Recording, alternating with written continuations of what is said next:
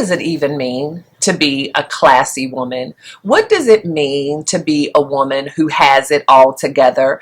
Like, I thought I knew, but some of the things that I see in society today and the words that are strung along with them really do not match up for me. And I just thought we should talk about it. Living life is gangsta. Hey, hey. Living life is gangsta. Hey, hey. Living life is gangsta. Hey, hey. Living life is gangsta. Hey, hey. Hey y'all, welcome to another video, Living Life with Stae. And if you're new to the channel, welcome, welcome, welcome, and thank you so much for being here. And while you're here, I hope you hear something that you love, and then you will consider hitting that subscribe button to become a permanent part of this Lifer tribe. And for my returning Lifer tribe members, hey y'all, let's talk about it. So there are several words that have become like buzzwords over the last couple of years. Like demure was really big, I guess, in like 2024 or 2023. Decorum, I think, was a buzzword even before that, but now it's kind of come back.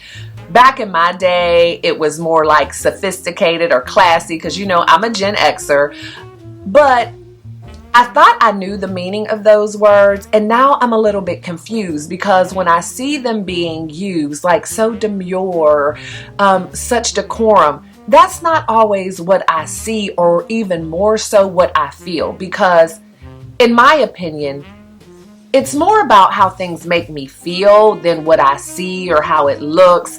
I'm a presentation person, so even in my meals at a restaurant, bring me a pretty plate and it's automatically going to taste better.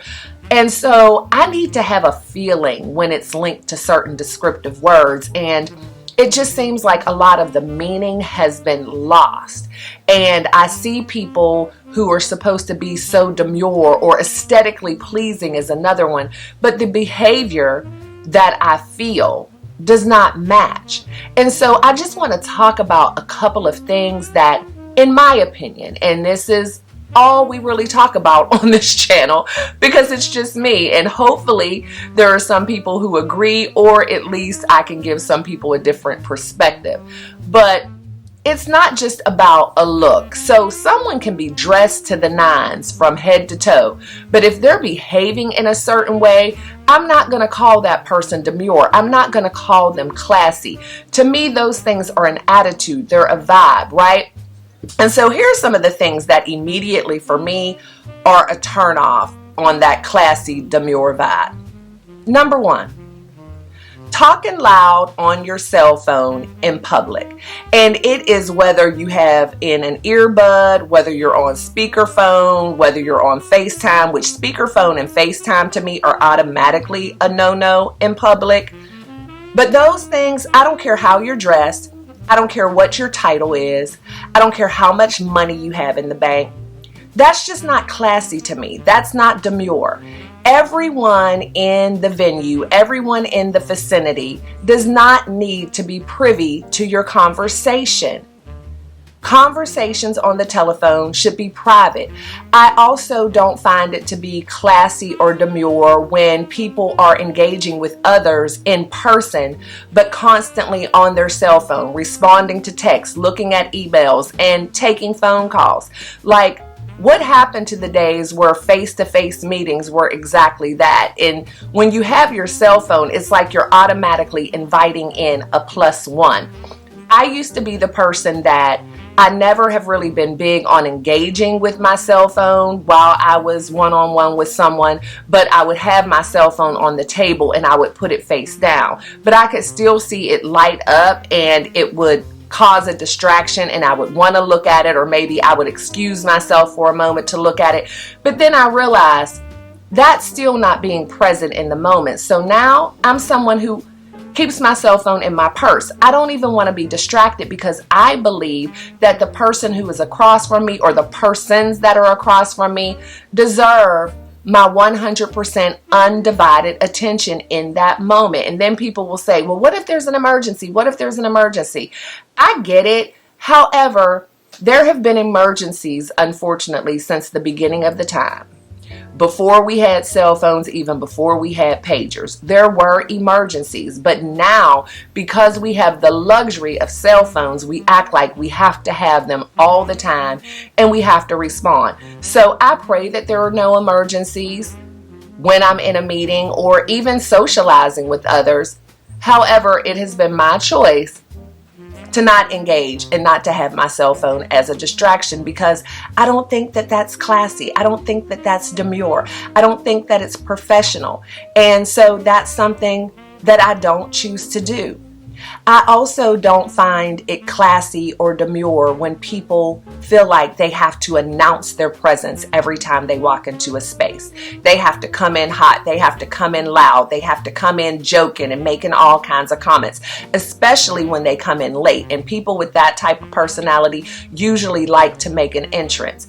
Well, to me, an entrance is not really classy. I did a TikTok on it just a few days ago, and shameless plug, if you're not already following me on TikTok, please jump over to TikTok after this video and follow your girl at TheHallWAY. However, I digress. I made a video on TikTok about it a couple of days ago about the people who always want to be seen, right? And I made the determination that I don't have a desire to be seen. Right? I don't need to be seen. Seen to me is almost too basic. Anyone can be seen. If you come in and you're causing a ruckus, you come in and you're loud, you come in and you're dressed scantily clad, whatever, people are going to see you. I prefer to be observed, meaning I like for people to see me and have a desire to get to know me better, not to shy away. I have a desire to be observed, meaning I like people to be able to watch me and how I interact with others and realize that I'm a woman of integrity. I'm a woman of intelligence. I'm kind. I'm empathetic. I care about people. Like, I want to be observed and people to realize, oh my gosh, she is so attentive. She's not looking at her cell phone every 5 seconds. She doesn't have to be the center of attention. She walked in the room and I didn't even notice her until I noticed her. And once I noticed her, I liked what I saw. I'd much rather that than for people to look at me and be like, oh, here she comes. What's she going to have to say today? Oh my goodness, what does she have on? Being seen just isn't a big deal to me, because if you're in the room, people are going to see you. But not everyone is going to be observed. And so I've just decided, for me, I'd rather be observed. And whether that's by everyone in the room or just one person in the room. And not because I need the attention, not because I'm looking for anything in return. It's just the fact that I truly believe that I have something to offer. And if someone notices that and they observe me, then that means that I'm walking in my purpose and I am doing exactly what it is that I desire to do, which is to make an impact on others. And y'all, I think my grandkids just came to the door, and so now Lux is going crazy. So please, please, please ignore the background noise, because my puppy has absolutely no decorum whatsoever. But in that same vein, another thing to me automatically right off the bat is going to show me that someone really doesn't have a lot of decorum and really does not have a lot of self-control, or they're not very demure or classy and sophisticated, is that person who in a conversation, they don't know how to be quiet. People who have a desire to go back and forth all the time and always have something to interject, have an opinion on every single thing that's said, or always has to do what I call a one-up when you're telling them about this fantastic project that you're working on or this wonderful promotion that you got. Before you can finish explaining it, they're telling you about what they're doing at work or how their business is doing, or that person who doesn't even let you finish, but they're saying, oh, I know exactly what you mean because I blah, blah, blah, blah, blah. No. Class, decorum is in the silence. When you can look someone straight in the eye, and not with a creepy stare, but you're able to hold eye contact, take in everything that they're saying, only interject when it's absolutely necessary, but only when there's a pause and they have completed their thought. That's class.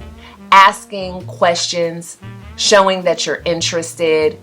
And then if there's something that you really need to share, doing it at an appropriate time.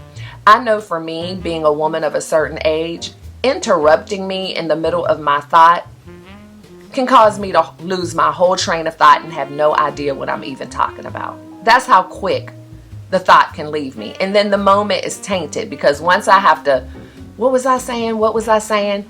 You lose something. And so a woman of sophistication, a woman of class, waits her turn and doesn't always feel like she has to have something to say. One of my biggest pet peeves is that little phrase that became popular years ago, and that's piggyback. I want to piggyback off of what this person, the last person, had to say, and then they repeat the same exact thing. Now, if you want to piggyback because you really are going to add something to it, you're going to bring it to the next level, or you're talking about the same general subject, but there was something that maybe they missed, piggyback all day. We need to hear you. But don't piggyback just because you feel like you have to say something and all you're going to do is repeat exactly what they said and maybe use some different words. We don't have time for that. Listen more than you speak. That shows real class. That shows real sophistication. I also feel like class, decorum, and sophistication in conversation especially is when you don't have to jump in on a conversation when it is involving someone who is not there. When you are able to not only avoid gossip, but you can stop gossip. When you know how to pivot a conversation and move it away from talking about people who are not in the room. That to me is class. Being quiet during those conversations is not very impressive to me. No judgment on that, because I know everyone handles those types of situations a little bit different. But I think real class and sophistication and maturity is when you are able to say something to move the conversation away from gossip. However, if you're the type of person that makes you feel uncomfortable, at least don't join in. Don't say anything, walk away. And that shows class as well, is knowing when to walk away. People who linger in conversations for way too long. You don't have to be there from beginning to the end. If you are in a social setting, use that time to build relationships, to connect, to network. Don't linger longer than you need to, because a lot of times that makes it awkward for the other people, because you're not on a date. We're here in a social setting, sometimes even a professional setting, but we're networking. We want to meet as many people as we can. And it's not classy, it's not sophisticated to just have someone hemmed up in one place and just talking and talking and talking. And now an hour's gone by and maybe there were 3 other people in the room that person wanted to meet, but now that you've taken all of their time, they've missed that opportunity. And so being classy, being sophisticated, knowing how to handle yourself is also knowing when it's just time to say, well, it was nice chatting with you, and walk away. It's okay. There are other people to talk to. And so these are just a few of the things that I've been thinking about, because as I hear those words and I hear people talking about certain things and what's classy and what's demure and what's sophisticated, it's always about the visual or the financial. And being kind, having good manners doesn't cost a dime. And knowing how to interact with other people with empathy and professionalism. You don't have to be dressed to the nines to do that. It's just things that people notice more than what you're wearing, what you're driving. Again, it's about not what you have to say, not how you look, but it's about how you make people feel. And that's class and sophistication and decorum for me. And so I would like to hear from y'all if there are any other things, because I know even in my mind there's a couple of more that I've probably missed, but I was just like, I'm not going to go on this rant. I don't want it to be a rant, because every time I come in front of y'all, I do want it to be education. I want it to be informative. I want it to be something helpful. And so I don't want to get on my soapbox and just talk about all of the things that are kind of turn-offs to me as a professional woman. But I would like to hear from y'all. Do you agree with the things that I mentioned, or what are some things that I missed? And just share if you've ever encountered one of those people who just have to be seen and can't keep their mouth shut, and it's just crazy. And a lot of times these people are one of two things. Either they're super arrogant and they think they're killing the game and they have not a clue in the world, or it's the opposite. They don't have a lot of confidence, but the way they show up and think that it makes them look confident is to be loud and boisterous and all of those things, and not realizing that it's showing their insecurities more than anything. There is nothing insecure about knowing how to keep it quiet. Not at all. It takes a strong person. It takes a confident person to be able to feel good about themselves, even when no one's watching, even when no one has to hear what they say. They still know that they have a lot to bring to the table. So I definitely want to hear from you all what your thoughts are on that. So I'm going to go ahead and close out. As always, I hope something that I said made an impact. If nothing else, made you think. And if you are new to the channel and you enjoyed what you heard, please go ahead and hit that subscribe button so that you can become a permanent part of this Lifer tribe. And then hit that notification bell so that you never miss any new content. And you know the drill. Always be kind and love one another, but don't forget to live your life. L.Y.F.E. Love yourself first explicitly. And I'll see y'all in the next one. Bye. Living like a Stae. Hey, hey. Living like a Stae. Hey, hey. Living like a Stae. Hey, hey. Living like a Stae. Hey, hey. Love yourself first explicitly. You owe it to yourself to move with that energy. Empower your self-esteem. Self-love is king. That's the only way to win. That's how you empower your dream.